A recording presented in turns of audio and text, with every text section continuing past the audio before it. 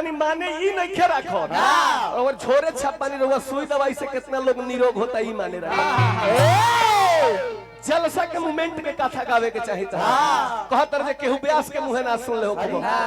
मनु मार्शलू ब्यासनु केहू आगे आगे चलेलनु तो पीछा से हम इतना तेज लगाइले लगा के तनी मनी ओइठ देनी जे ओकरा बाद उनका मतिए काम ना या एबरा सोच कर रहा जे एगो ऐसा चीज गाई जे बुझाते मनु मार्शल ना जानत हो एक प्रसंग बात हमर चेला गा सही है ई बताई चाचा जी कौनो चीज के बढ़िया से समझावे के चाहिए मनीष बाबू तू श्री कृष्ण मरण के कथा चालू कइला तो श्री कृष्ण मरण के कारण बतावे के चाहिए जे श्री कृष्ण मरण काहे भई श्री कृष्ण के मरण काहे खातिर भई महाभारत जब समाप्त हो गईल एक दिन गांधारी अपना बबुअन के लाश के पास में बैठा रहली कहतरी जे कुल खेला कृष्ण के कइल हो अगर कृष्ण ना रहते तो कौरव वंश के नाश ना होई वही मेरा गांधारी कृष्ण के श्राप दिली एक कृष्ण जा आज से 36 वर्ष बाद तार मृत्यु हुई रुको तार कथा सुनाओ तनी बाबू रह तू तनी खड़ा हो जा दवाई होती ए हमनी के जो जलसा में जुटल बनी बबुआ दुनिया में अगर 1000 बात बा तो 999 गो झूठ बा चाचा जी एक ही चीज सत्य बा का सत्य बा मृत्यु लोक में जन्म लेबो कि ना कोनो गारंटी नहीं है अगर गलती से जन्म ले लिहलो तो शादी ब्याह होई कि ना कोनो गारंटी नहीं है अगर शादी विवाह हो गई तो बाल बच्चा होई कि ना कोनो गारंटी नहीं है अगर बालो बच्चा हो गई तो ओकर कोनो गारंटी नहीं है लेकिन एगो ही चीज गारंटी बजान तर जे हम मृत्यु लोक में आइल बड़ो 101% यह गारंटी बजी एक न एक दिन मर जाएगा। ये दुनिया का हकीकत कहाँ देखे के मिलेला चाचा जी टीवी में मोबाइल में कहीं ना अगर ये दुनिया का हकीकत देखे के बजे दुनिया में का चीज सत्य बा तो कोनो नदी के तीर पर चल जाए जहाँ लोग मंजिल ले जाके लाश फूक वो जगह में पता चल जाए दुनिया में सब कुछ झूठ बा एक ही चीज सत्य बा। एगो विद्वान देखले रहले कह तो विचार करो बबुआ हमारे मनीष बाबू प्रसंग हो जगह पर ले जाके छोड़ले बाड़े दुर्वासा बाबा के साथे अत्याचार होता अन्य समझा बुझाने के बाद जब कुछ दिन बीतल जब कुछ दिन बीतल वो घटना के बाद का होता बबुआ अशुभ समाचार देखे के मिलता जदुवंश में जे भी अशुभ समाचार का देखता जे श्री कृष्ण के चक्र सुदर्शन गायब बा बलराम के हल गायब बा यहाँ तक लेके कृष्ण के शंख न पाता बा कृष्ण के रथ न पाता बा अशुभ समाचार के जब संकेत मिलल है दिन पर दिन जदुवंशी लोग के पाप आ कुकर्म बढ़े लागल तो कहानी भाई जी हो कहानी भाई जी की कहानी भाई जी हो कहानी भाई जी तो कहानी सुनी सुख सागर के कहानी भाई कहानी सुनी सुख सागर के कहानी भाई कि द्वारिका में पाप दिन दिन लागल बढ़े हमरा मृत्युंजय भैया ब्यासी फिर पुरस्कार दिले बनी भगवान से दिन पर दिन बबुआ तो तो द्वारिका में पाप दिन दिन लागल दुनिया में लागल दिन दिन पाप बढ़े इतना न लोग नशा के सेवन करे लागल जे पाप बढ़े लागल नशा में चूर होके अपने लड़े लागल तो नशा में चूर होके अपने में लड़े तो नशा में चूर होके अपने में लड़े नशा में चूर होके अपने में लड़े जितना जना बालो नशा में चूर होके अपने में कटी मर गई तो माना मानी भाई जी हो माना मानी भाई जी तो जादू वंश लागल करे माना मानी जादू वंश लागल करे माना मानी भाई जी तले अपने में हमनी के अंतिम श्राद्ध में बानी जा चाहे जे परिवार के जे भी बा वो दादाजी के ऊपर एगो शोकित रही 6 गो बेटा बोलो जो मेरा दादाजी के प्राण निकलल हुई ओकरे का भाव रहल हुई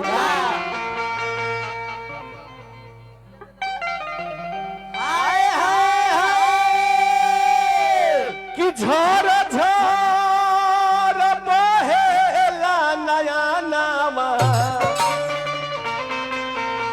ओह बाबूजी के बेटा लो खाती बबुआ कि झर झर बहेला नया नावा तो बाबूजी सपनावा भइनी हो रा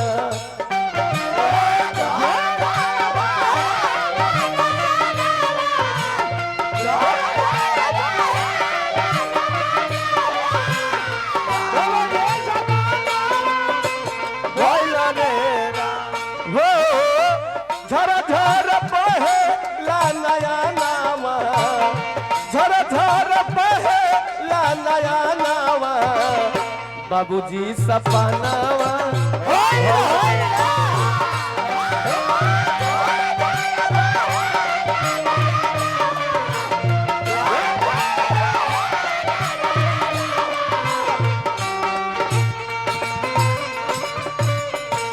बबुआ हमारा मृत्युंजय भैया फिर हमारा संतोष भैया पंचायत समिति हजारों हजारों पुरस्कार देनी है भगवान से मंगल के कामना धरती के बार बार जय जयकार होता इस शोक गीत गावला के माने संतोष भैया जे दादाजी के परिवार से जे भी होई ए में आके अंतिम दान देवे के चाहिए बबुआ बेटा पुतोहर अरे रोवे नाती पोता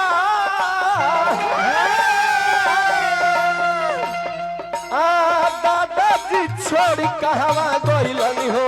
लोटा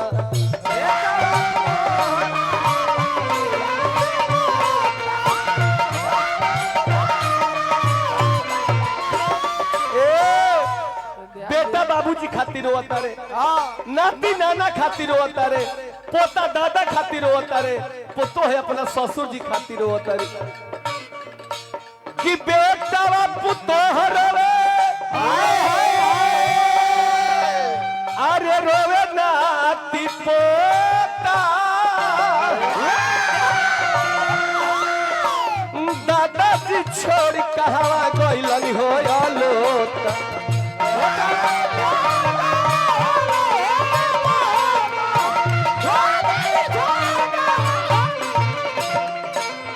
देखी जो ना दादाजी के श्राद्ध में बारी जा तो दादाजी के पोता बनी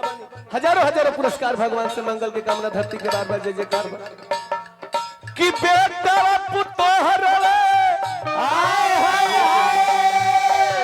अरे रोवे नाती पोता अब दादाजी छोड़ कहवा गइलनी हो लोट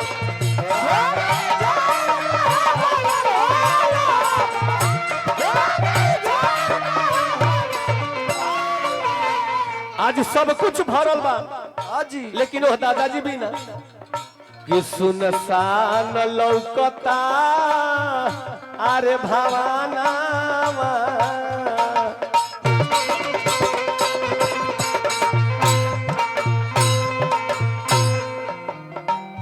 कि सुनसान लागता भवानावा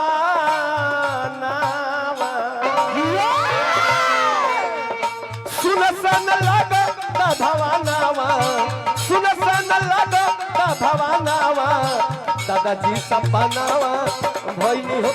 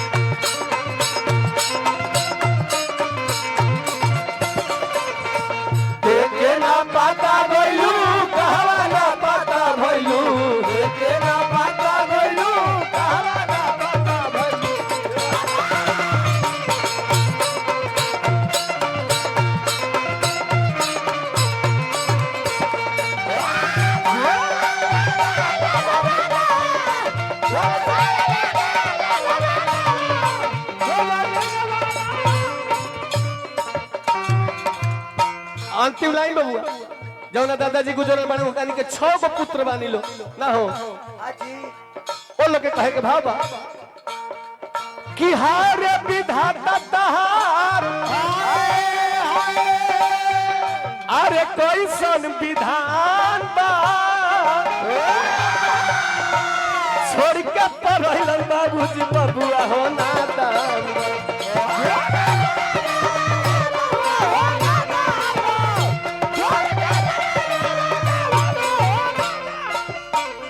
माँ गाली माँ दुर्गा गुंजन लाइट साउंड हिदायतपुर सैदपुर के तरफ से हमारा ऑपरेटर भैया के तरफ से पुरस्कार भइला भगवान से मंगल के कामना धरती के बार बार जय जयकार बा बबुआ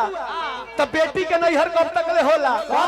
जब तक ले माई बाप जिंदा रहेला तब तक ले अगर चाचा जी के अगर केहू बेटी होई नु तो ये बड़ा बेटी खातिर जानता नहीं नैहर का हो गइल आज से कि बेटी खाती नैहर भइल अरे बिराना कि बेटी खाती नैहर भइल बिरानावा बेटी का कहतारी कि बाबू गोर सपनावा भइल घोर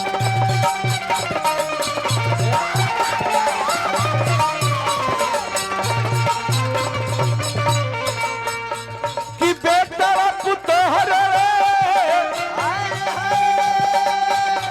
अरे रोवे जाती पोता दादाजी छोड़ कहाँ गइल होता तब बेटी खाती नैहर भई अरे बिरानावा बेटी खाती नैहर भइल बिरानावा बेटी खाती नैहर भइल बिरानावा बाबूजी सपनावा बाबूजी सपनावा बाबूजी सपनावा भइली हेरा तनी अब नायका भाई लोग खाती एगो चीज हो जा होली होली तू जे अपना गाय के बड़ाई करत रहनु त ई गाय डुप्लीकेट है एकर कोनो मतलब नहीं।